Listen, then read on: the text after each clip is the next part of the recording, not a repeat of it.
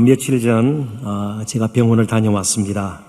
그 병원은 제가 4년 전쯤 오른쪽 무릎 관절 수술을 받았던 병원입니다. 수술 후에도 정기적으로 무릎 상태를 점검하기 위해서 병원을 이제 찾게 되었습니다. 그리고 필요한 검사를 받고 또 의사분의 조언도 듣곤 했습니다. 이번에도 다른 때처럼 피 검사를 했고요, 혈액 검사를 했고요, 초음파 검사도 하고 또 엑스레이 촬영도 했습니다.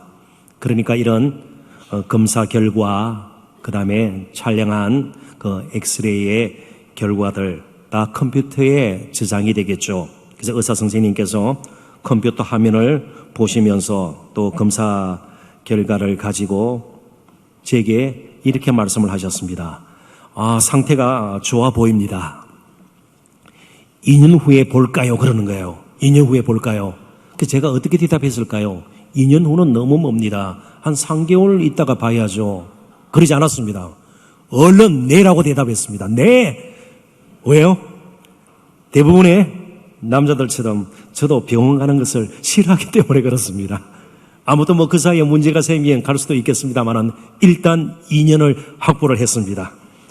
주저함 없이 네, 그렇게 대답을 했습니다. 아무튼 우리 몸도 말이죠, 적절한 치료나 처방을 위해서는 바른 진단이 먼저 필요하다는 것, 상식적으로 누구나 다 아는 사실입니다. 우리 몸에 평생 사는 동안 탈이 안 날 수가 없습니다. 크든 작든 탈이 나게 마련이죠. 저희 무릎도 마찬가지였습니다. 자, 그렇다면 인생의 길을 가는데 이 무릎에 관절이 받쳐줘서 그냥 몸으로 걷는 혹은 뛰는 이런 것 말고 말이죠, 우리가 인생의 길을 가는데 정말 우리의 마음 상태라든지 영적인 상태는 어떻게 점검을 할 수 있을까요? 그렇습니다. 마음이 비뚤어져 있으면, 마음이 막혀 있으면, 마음에 늘 부정적인 생각으로 가득 차 있으면, 불만이 가득하면, 또 영적으로 침체되어 있으면 무엇을 먹어도 무엇을 하더라도 즐겁지가 않을 것입니다. 누구를 만나도 그렇게 기쁘지 않을 것입니다. 그리고 하는 일들에 대해서 실정을 내게 될 것이고 인생에 자꾸만 회의감을 가지게 될 것입니다.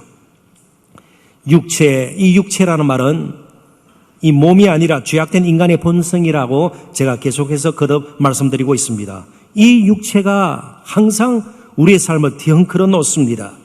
오늘 본문은 얼마나 우리의 삶을 흉하게 또 추하게 그리고 끔찍하게 만들어 놓는가를 잘 그려주고 있습니다. 이런 부분에서 우리는 우리 자신을 살펴볼 필요가 있다는 것이죠.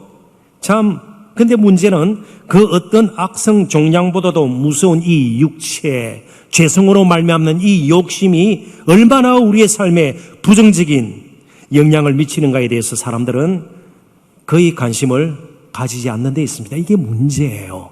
관심을 가지고 이게 문제다, 여기서 뭔가 빗나가 있고요, 비뚤어져 있고 뭔가 심각한 문제점을 가지고 있다면 치료함을 받을 수 있을 것이에요. 그게 기도를 통하든 상담을 통하든 혹은 또 말씀을 통해서 여러 가지 모양으로 저희들은 회복이 될 것입니다. 근데 아예 관심을 두지 않는 겁니다. 그래서 사도 바울은 할 수 없이 펼쳐낼 수밖에 없었습니다. 마치 우리의 몸을 해부해서 안에 뭐가 들어있는 것을 알아야 제대로 수술도 하고 치료를 할 수 있는 것처럼 우리가 육체를 따라 살 때에 인간의 죄악된 본성을 따라서 우리가 살 때에 이런 일들이 생긴다는 것입니다. 자연스럽게 우리의 삶에 갖가지 행태로 추함과 악함과 여러 가지 끔찍한 그런 일들이 생긴다는 것입니다. 물론 사도 바울이 이처럼 우리의 모습을 드러내는 것은 비교적 상세하게 묘사하는 이유는요, 인간이 별 수 없어, 이런 존재야 서로 혐오감을 느끼도록요, 너 까불어봤자, 잘난 척 해봤자 다 이런 존재야 서로 불신감을 증폭시키고 또 서로를 무시하도록 만들기 위해서 우리의 모습을 드러내는 것이 아니라는 겁니다. 육체를 따라 살 때에 이럴 수밖에 없는 인간의 모습을 드러내는 것은 결코 우리를 비하하려는 마음에서 생겨난 것이 아닙니다. 성령을 따라 살아야 된다는 것을 더 강조하기 위함입니다. 어떻게 우리가 제대로 인생의 길을 갈 수 있는가를 좀 더 확실하게 우리에게 보여주기 위해서, 가르쳐주기 위해서 육체를 따라 살 때에 생겨나는 이런 육체의 일, 원문에는 복수형으로 되어 있습니다. 일들이 생겨나는지 우리에게 보여준다는 것이죠. 바로 이 부분에 대해서 킴 켈러 목사님은 이렇게 설명을 했습니다. 지금 바울의 취지는 그리스도인의 확신을 허무는 게 아니라 안위를 퇴치하는 데 있다. 그러니까 무슨 말인가 하면 능동적으로 적극적으로 날마다 관심을 기울여서 성령을 따라 살려고 애쓰지 않으면, 그렇게 성령을 따라 살려는 갈망이 없으면 우리는 육체를 따라 살 수밖에 없는 존재고요. 그렇게 살아갈 때에 이런 모습을 띠면서 우리가 살 수밖에 없다는 것입니다.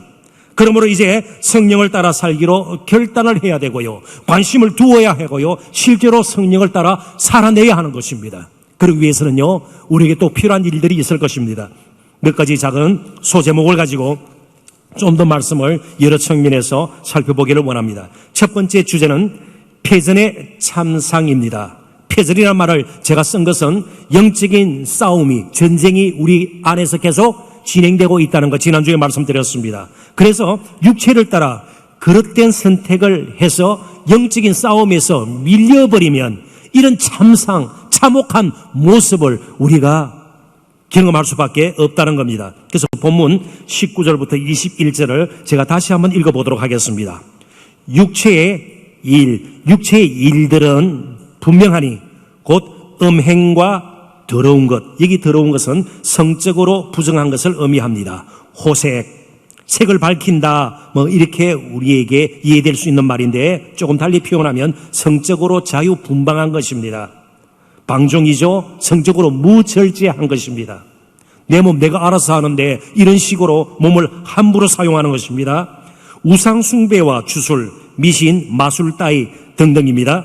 원수 맺는 것, 이것은 심한 정오심을 갖는 것을 의미합니다. 절대로 용서할 수가 없는 것입니다.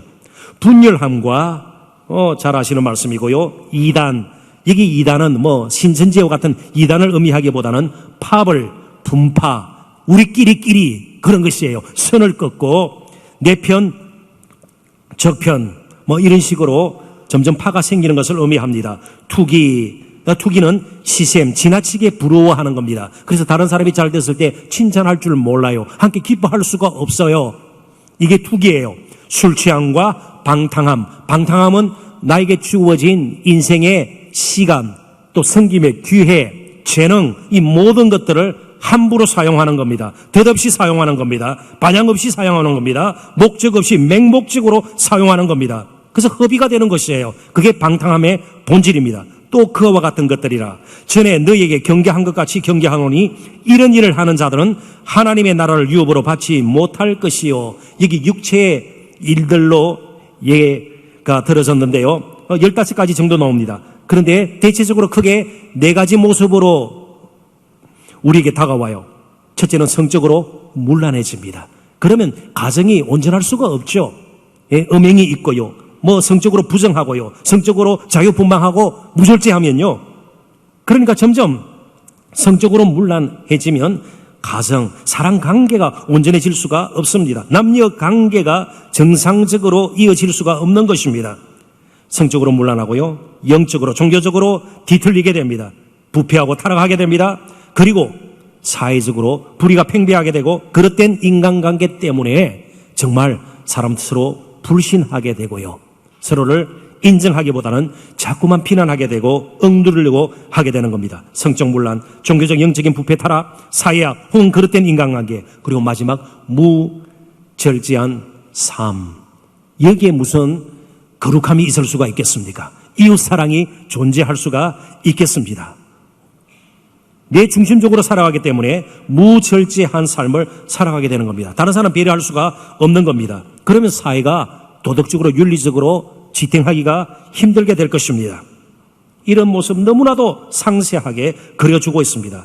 특별히 19절에 보니까 육체의 일들은 분명하니, 이게 분명하다라는 말은 이러한 육체의 일들은 결코 추상적이거나 애매모호한 것이 아니라는 것입니다.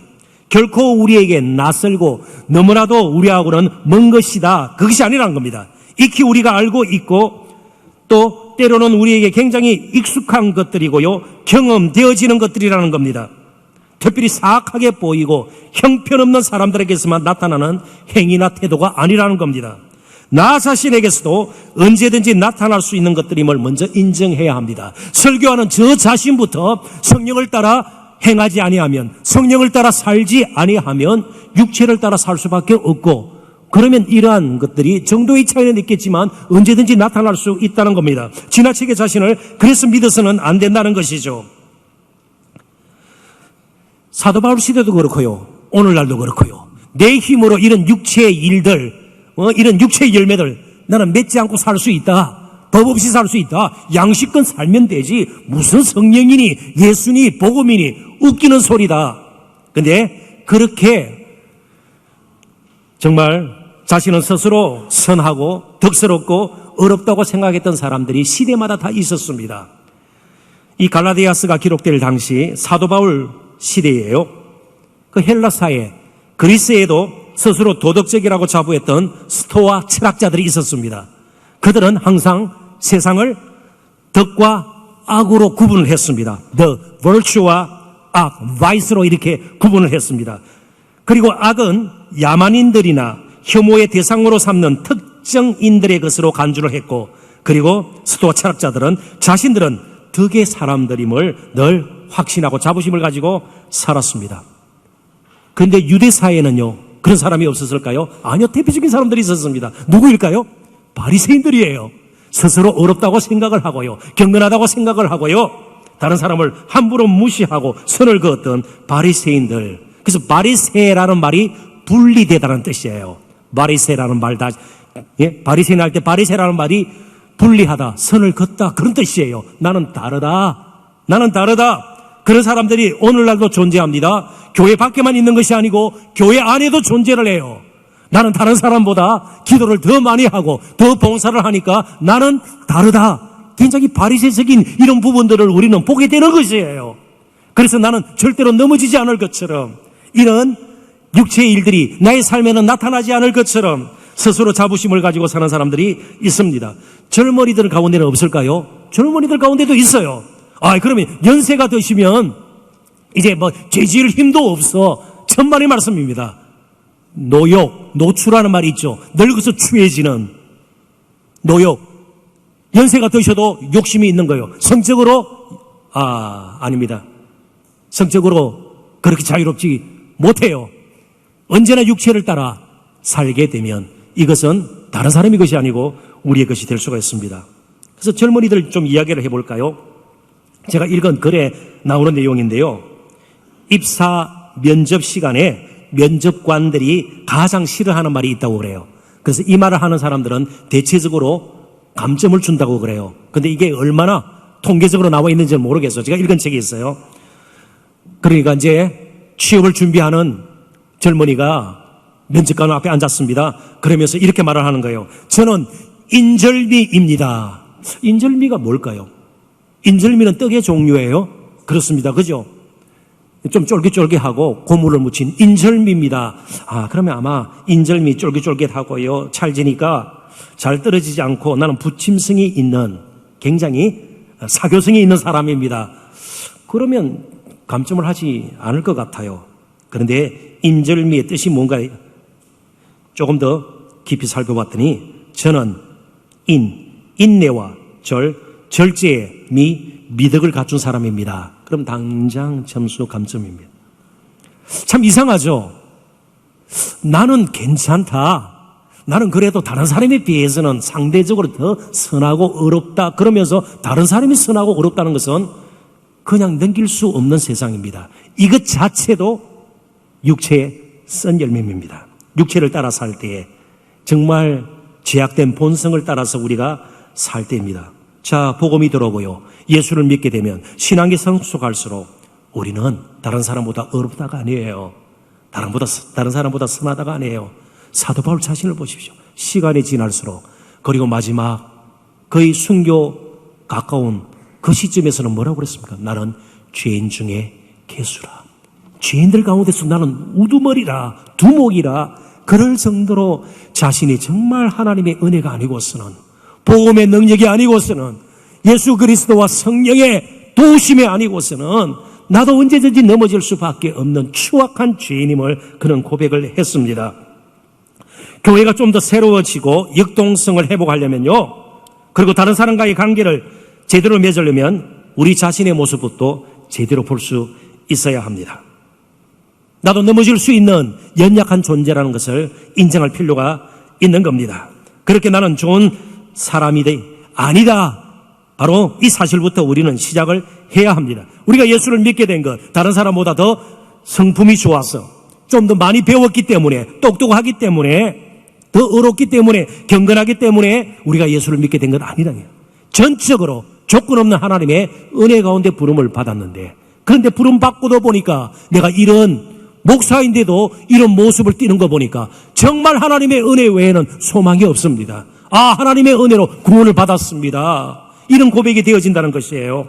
오늘 본문 육체의 일들 15가지입니다. 제가 이미 말씀을 드렸습니다. 근데 21절에 보니까 그와 같은 것들, 이런 표현이 나옵니다.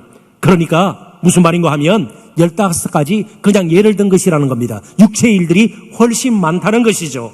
그래서 이 신약 성경이 여러 사본이 남아 있습니다. 헬라어로 된. 그래서 어떤 사본에 보면 간음과 살인이 육체의 일들 목록에 추가되어 있습니다.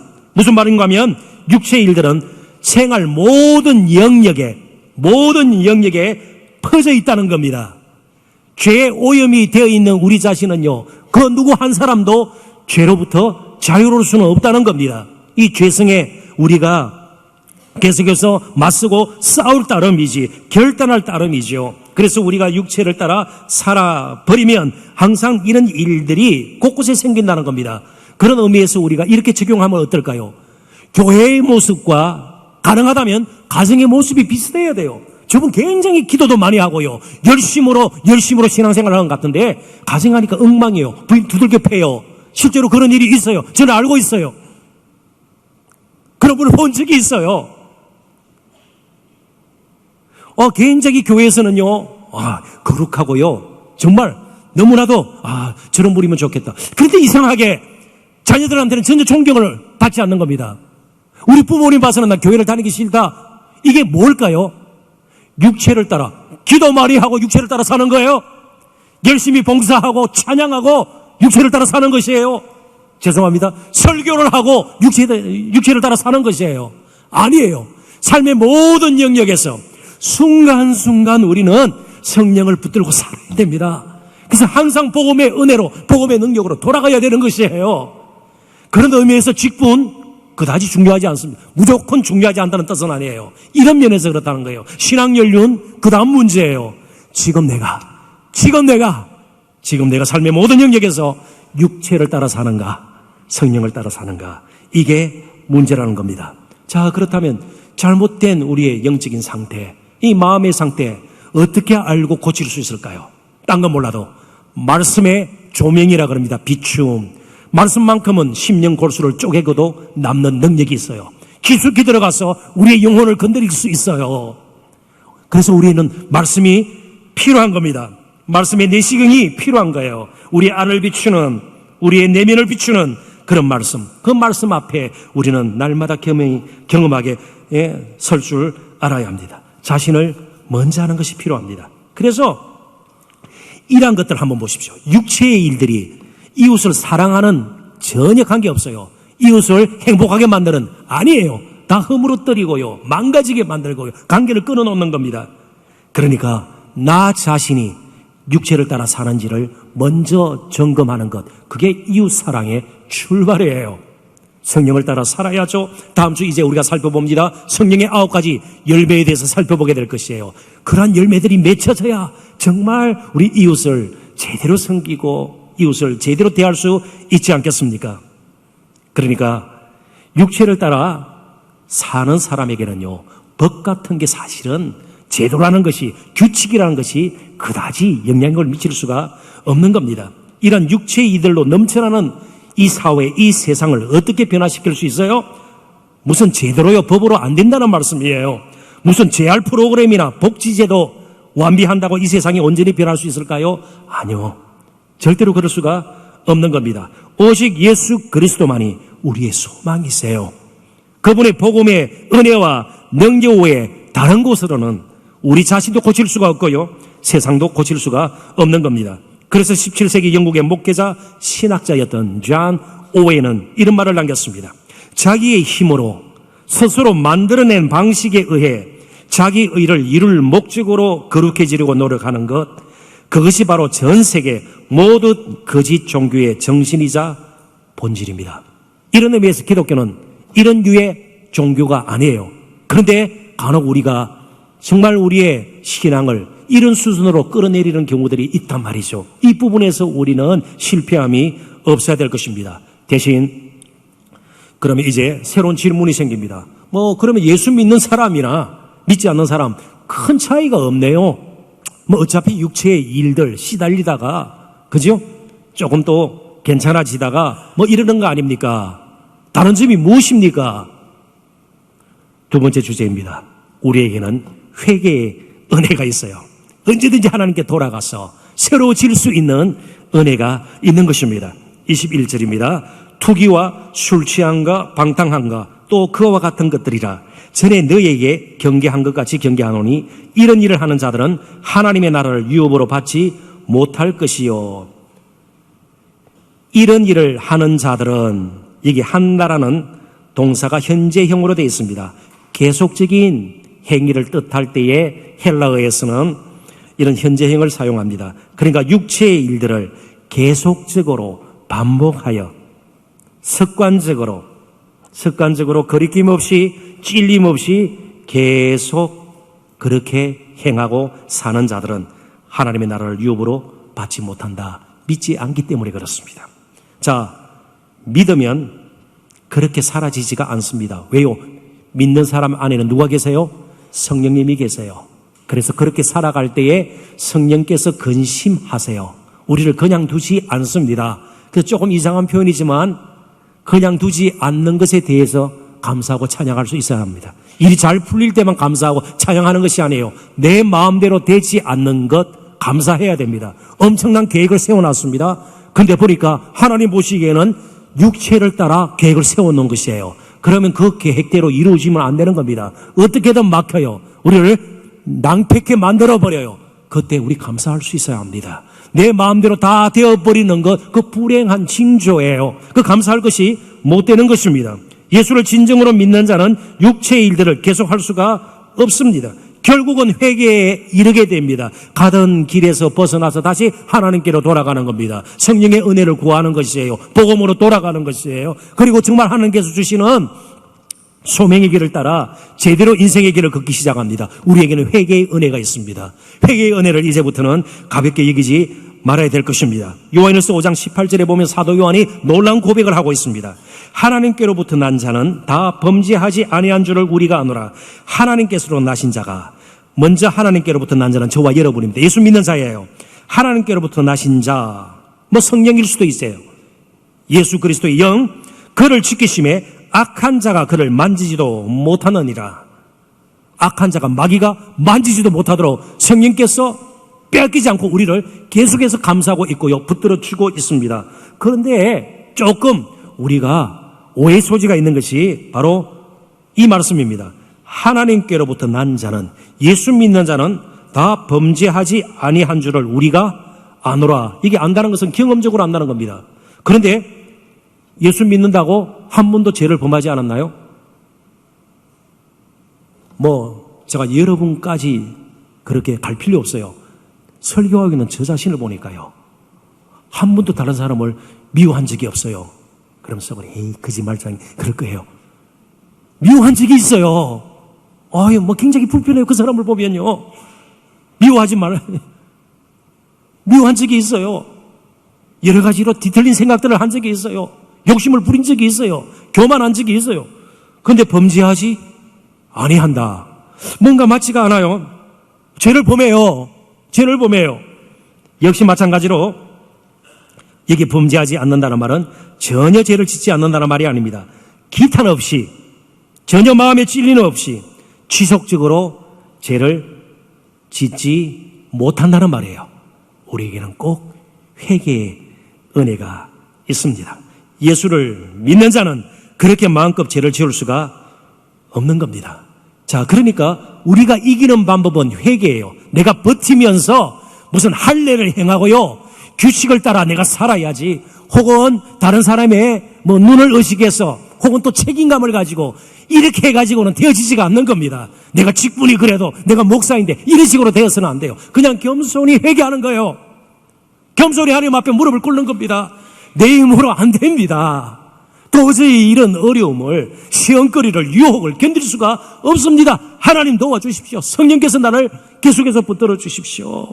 이런 간절함이 있어야 되는 겁니다. 이런 간절함이 없는 기도를 하니까 기도해도 육체를 따라 살아갈 수밖에 없는 것이에요. 그렇게 교회를 오래 다녀도 이런 간절함이 없으면요, 그냥 신한 연수만 길어질 따름입니다. 사랑하는 성도 여러분, 정말 우리가 사는 것은 우리 자신이 늘 거룩하고 온전히 어렵기 때문이 아닙니다. 회개의 은혜가 있기 때문에 그렇습니다. 회개의 은혜가 있기 때문에요. 이것은 나에게 관계없어요. 우리가 어디에 살고 내 직업이 무엇인가 관계가 없습니다. 그래서 우리에게는 늘 결단이 필요해요. 이 결단에 대해서 조금 더 설명을 제가 드리기 위해서 다른 예를 한 가지 들겠습니다. 제가 읽었던 글에 한 탈북 청년, 북한을 떠나서 우리나라에 정착한 청년 이야기가 실려 있어요. 누구와 이렇게 기자와 인터뷰를 했는데 여러 북한에 있을 때 자기 이야기도 하고요, 집안이 어떤가 이야기도 하고요. 근데 홀로 내려온 거예요. 집안을, 가족이 다 북한에 있어요. 그런데 왜 내려오게 됐는가 하면 아버지가 내려가라고 그랬어요. 근데 아버지가 누군가 하면 북한의 중간 간부급이라 그래요. 어느 정도의 직책인지는 알 수가 없어요. 그러니까 틀림없이 노동당원이고 평양에 살았을 겁니다. 중간 그런 간부급인데요. 아버지가 이 청년에게 이렇게 말했다고 합니다. 아무래도 안 되겠다. 내가 먼저 내려가서 자리를 잡아라. 누가 그랬다고요? 북한에 있다가는 큰 본변을 당할 그런 사람이 아니에요. 한국 비대를 보다가 들켰다든지 그게 아니에요. 북한 중간 간부급 아버지가 아들에게 너가 먼저 내려가서 자리를 잡아라. 무슨 말이에요? 이런 식으로 북한에서는 더 이상 못 살겠다는 거예요. 편하진 않았지만 아들을 내려보내는 게 그런 결단의 시간을 아버지는 힘들지만 한 것이죠. 우리가 어떨 때 보면요, 너무 인생이 고달프고요, 힘들고요, 교회를 다니고 신앙생활을 하지만 달라지는 것도 없고, 그럴 때 영적인 상태를 점검해 보셔야 합니다. 육체를 따라 살고 있는가? 정말 간절하게 내가 성령을 따라 살고 있는가? 더 이상 육체를 따라 살지 않기로 작정하셔야 합니다. 아무래도 안 되겠다. 내가 먼저 내려가 자리를 잡으라. 이런 결단이 필요한 것처럼 우리에게 결단이 필요하다는 겁니다. 이런 육체의 일들 가지고는요, 아무것도 회복이 될 수가 없습니다. 개인의 삶도, 우리의 가정도, 우리 교회도, 이 사회도 결코 되어지지 않아요. 우리의 열심이라는 게, 우리의 열정이라는 게 별것 아니에요. 별것 아니에요. 성령의 바람이 불고 성령께서 우리를 붙들어 주셔서 우리를 새롭게 만들어 주셔야 되는 겁니다. 회개의 은혜가 있다는 거 감사하시면서 이제 마지막 결론적인 주제입니다. 하늘에 소망을 품고 이 땅에서 남은 생을 힘있게 우리는 살아내야 합니다. 21절은 다 같이 한번 읽어보도록 하십시다. 다 같이 읽습니다. 투기와 술 취함과 방탕함과 또 그와 같은 것들이라 전에 너희에게 경계한 것 같이 경계하노니 이런 일을 하는 자들은 하나님의 나라를 유업으로 받지 못할 것이요. 아멘. 우리는 이런 일을 기탄 없이, 거리낌 없이, 그죠? 계속 습관적으로 하지는 않습니다. 그렇기 때문에 하나님의 나라가 우리의 유업으로 주어질 것입니다. 예수 믿기 때문에요. 회개하기 때문에 그렇습니다. 그렇다면 이제 저와 여러분은 하늘에 속한 자예요. 사도 바울의 그런 고백처럼 우리의 시민권은 하늘에 있는 것입니다. 그러면 이 땅의 삶은 도대체 무엇인가? 그래서 우리는 이 부분에서 속아서는 안 될 겁니다. 사람들이 좋아하는 것, 이거 가지면 행복할 것이라 생각을 하고요. 대단한 것, 영광스러운 것들. 그러나 정말 우리가 하나님 나라를 유업으로 받게 되면 그런 거하고는 비교할 수 없는 온전한 영광이, 온전한 만족이, 온전한 기쁨이 있게 될 겁니다. 요한계시록에 보면 새하늘과 새 땅을 그릴 때에 주로 보석 같은 걸로 사람들이 평소 사용하지 않는 것들로 다 묘사하고 있습니다. 이유는 단 한 가지입니다. 사람의 언어로, 사람의 필체로 저 새하늘과 새 땅, 우리가 갈 그 하나님 영원한 그 나라를 다 그릴 수 없기 때문에 그렇습니다. 최선을 다해서 그린 것이 그 정도예요. 자, 그렇다면 이 땅에 매여서 우리가 살아야 될 이유가 무엇일까요? 제 이야기를 해서 죄송합니다. 언젠가도 말씀드린 것처럼 저는 25세 나이에 인생의 진로를 바꾸고 목사가 되기로 결정을 하고 지금까지 지냈습니다. 이제 나이가 들면서 점점 한 가지 부담이 생겨요. 마음에 큰 짐이 생깁니다. 뭘까요?